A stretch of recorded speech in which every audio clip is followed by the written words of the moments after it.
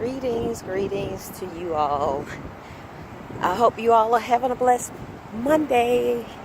I just wanted to stop in with you. I'm taking my little morning stroll to unwind from this morning's process and progress at work. Just to step out again and just enjoy the beauty and the nature and the stillness that awaits us every time we come out of a man-made building into God's domain.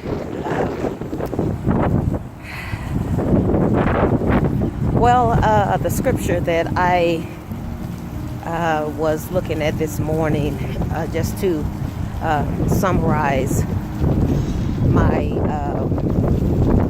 the first part of my video, I believe it was Proverbs 1 verse 10 through 19, and I focused on verse 19, and basically it was advising that you instruct your son to not consent to the things of this world, and I kind of define the word consent biblically. How can I say this? Biblically, by law, and then just by simple definition. And just to show you that there was really no separation among what was required or expected as far as understanding what the word consent meant. Whenever God gives you instructions to build, to plant, to tear down, to restore, whatever it may be, He always gives you clear instructions. And this one in particular, God was instructing His children, His sons in particular, to not consent, giving permission, agreeing to. The one thing that kind of stood out for me, and it is actually very common in some of the ministries that I serve in, or where I sow my hand in, for no fee, because when you work in corporate environment, you're given a service for a fee. Whether you work for yourself or somebody else, you're doing a service for a fee. When you volunteer, you're doing a service for no fee. But the one that stuck out for me was the implied consent. We sometimes give permission without speaking a word. Our motions of head, our actions, our reactions sometimes speak louder than the words that we say. We can say, no, I'm not going to do this. So you did not give consent. And then later on, you do that very thing that you said you would not do. That was an implied consent, meaning that you actually agreed with what was being done based on your actions.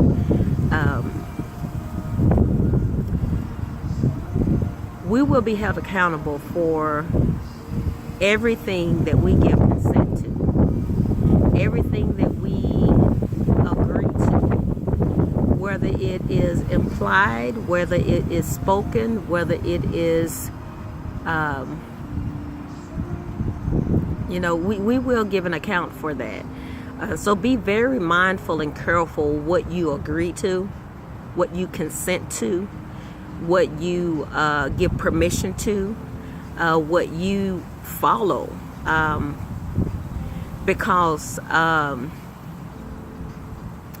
it may not even be your idea, but if you follow it, you agree with it. And so many are being trapped by simply by association. And when you associate with something and you agree with it, then what you are doing is you are stating that this idea that has been presented is something that you would have done, or you would have came up with had it been your own idea. So are you really agreeing with whatever it is that you are acting upon? Do you really agree with what this individual is doing, or this organization is doing, or what this company is doing, what this church is doing, what this ministry is doing, what this outreach is doing, what your government is doing, what the political leaders are doing? Do you really agree with it? And if you don't agree with it and you choose not to say anything and you move forward, then you have given implied consent. You have actually agreed with it without speaking. So if you do not agree with something that is going forward, then you need to get a voice and say something, and then make sure that you have information in order to back up what you are given as an alternative to what has actually been presented or is in progress. For example, a lot of people are up in revels about the way that the country is being ran, and I'm just going to bring it down to the local level in the communities. It may be something in your neighborhood that you don't like or agree with, which is an ordinance that's in place by your city or by your HOA. If you don't agree with it, have you went before the board or went before the council to put it on the table for it to be reviewed by the community? Have you fought it? Have you attended any of the meetings in your neighborhood? Are you a part of the board for your HOA?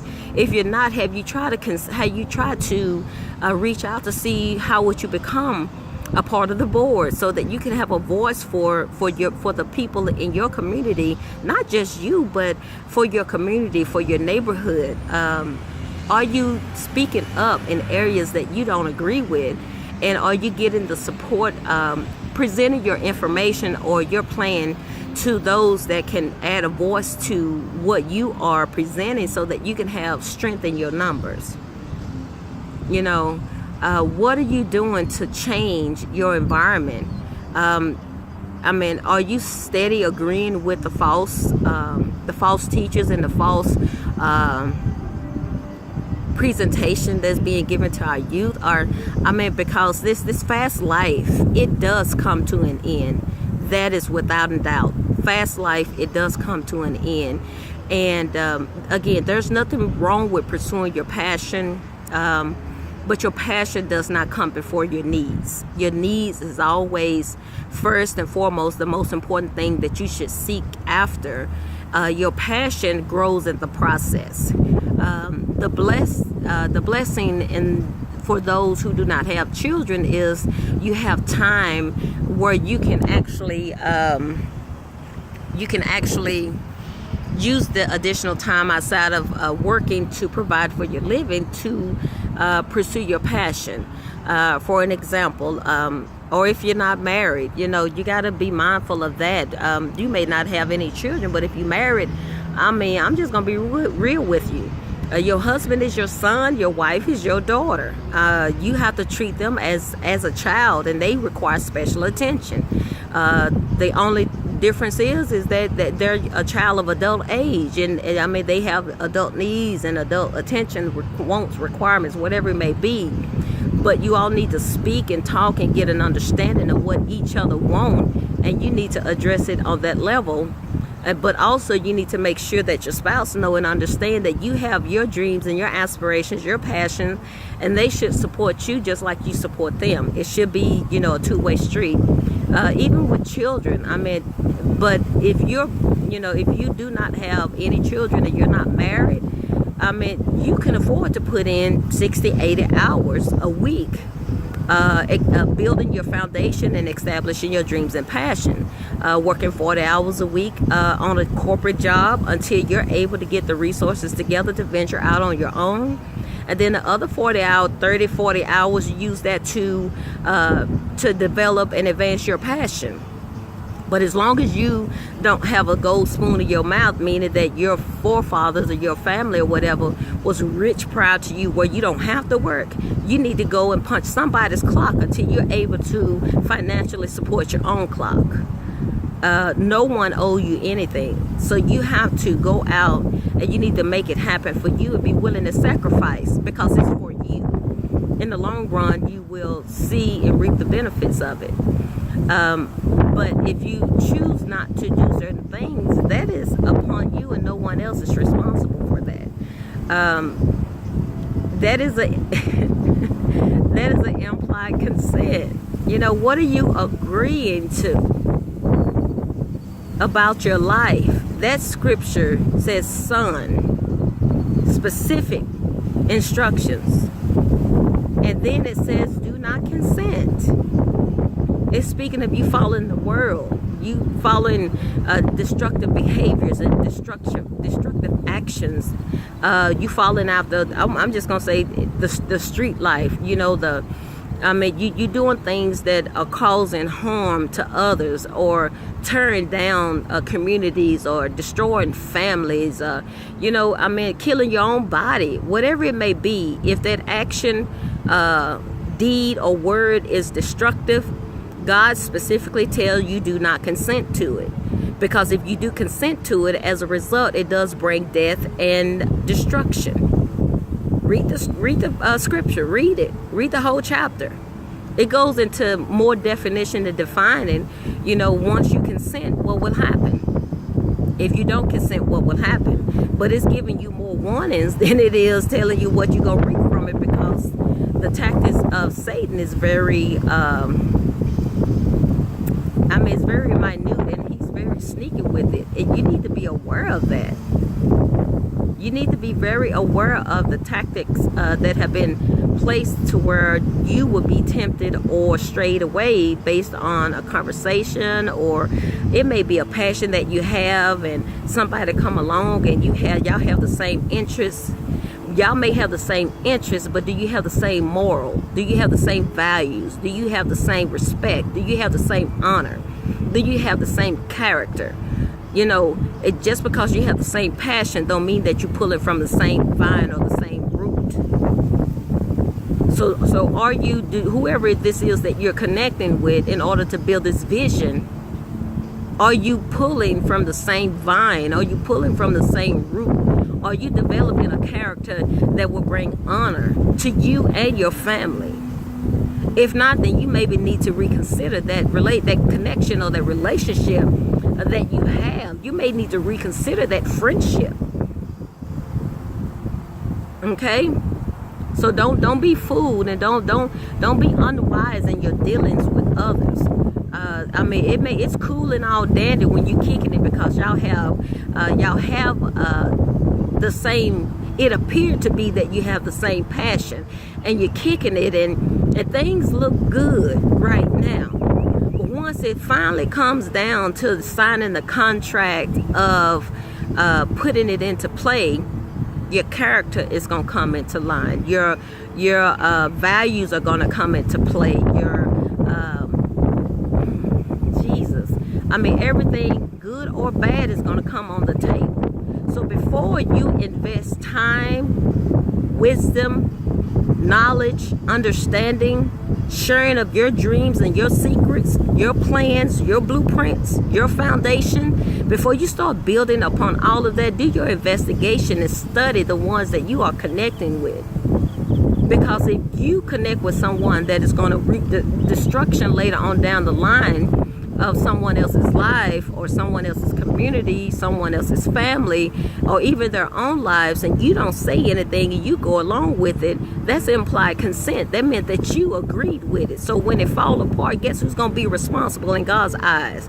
Right along with them. You're going to be held accountable right along with them, because you gave an implied consent. You agreed to it just by your actions and your movements and your agreement in what you did, not necessarily what you said.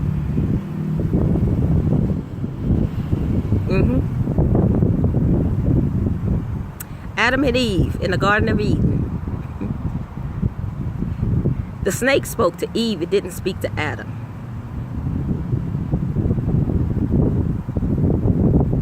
snake spoke to Eve. It didn't speak to Adam. Eve gave the apple to Adam. Look at that scripture. Look at it and just tell me who spoke to Adam. Who spoke to Adam? And I'm going to go back and just clarify that, make sure that I'm not missing anything. Because if I'm not mistaken, the only one that spoke to Adam was God when he said, "Where are you?" Ah, Jesus. The snake, Satan, came and spoke to Eve, convinced her to go against what was already told her to do and not do. And she had it made up in her mind and her heart that she was right, or that it was okay. And she took it to her husband. And she gave of the fruit to her husband. And then they realized they were naked. I don't think it still wasn't no conversation. I think they started trying to get leaves or something, cover themselves up. See, when we do wrong, we sure try to cover up our mess. We sure try to cover up all that so won't nobody else see where we've been wrong, because we don't want to accept the fact that we done something wrong, which means that we have to apologize or we have to make right something we did wrong. That means that you're going to do a little extra more work. You're going to have to do extra work. You get what I'm saying? Because you got to fix what you messed up. So that was it. The next time something was said, God said, "Adam, where are you?" My God, Adam, where are you? And things just went to yeah, I mean, just this is where we at. This is a result of the fact that Adam did not analyze, or he didn't question it, simply because of who gave it to him. He didn't question that apple because of who gave it to him.